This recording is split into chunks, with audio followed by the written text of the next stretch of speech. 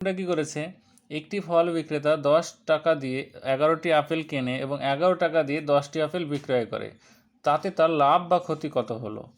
তাহলে দেখো, দ্রব্যটি ও এদিকে আমি দাম টাকা। আমি এবার প্রথমে কি বলেছে, 10 টাকা দিয়ে 11টি আপেল, তাহলে 11টি আপেলের দাম 10 টাকা। তারপরে কি বলছে, 11 টাকায় 10টি আপেল, অর্থাৎ 10টি আপেলের দাম 11 টাকা। আমার কাজ হচ্ছে দ্রব্যগুলো সমান করা। তাহলে 10 আর 11, আমি যদি উপরটাকে 10 দিই আর নিচেরটাকে 11 দিয়ে গুণ করি, তাহলে দেখো এখানে 110 হচ্ছে, এখানেও 110 হচ্ছে। তাহলে এখানে যদি 10 দিয়ে গুণ করি, এখানেও 10 দিয়ে গুণ করব। আর এইখানে 11 দিয়ে গুণ করলে এখানেও 11 দিয়ে গুণ। তাহলে 10 10 100, আর 11 11 গুণ করলে হয় 121।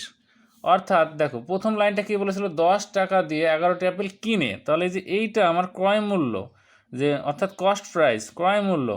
আর যে 11 টাকায় 10টি আপেল বিক্রি করে, এটা আমার সেলিং প্রাইস, বিক্রয় মূল্য। অর্থাৎ সে 100 টাকায় জিনিসটা কিনেছিল এবং 121 টাকায় বিক্রি করে। তাহলে আমার লাভ বা ক্ষতি যদি আমি শতকরা বের করি, তাহলে আমার লাভ হয়েছে কত টাকা, 21 টাকা লাভ হয়েছে। কত টাকার ওপরে, 100 টাকায় কিনে 21 টাকা লাভ হয়েছে। তাহলে 100 টাকায় যদি 21 টাকা লাভ হয়, শতকরা কত লাভ, 100 দিয়ে গুণ, 100 100 কাটা, তাহলে 21% লাভ হয়েছে। Option number D.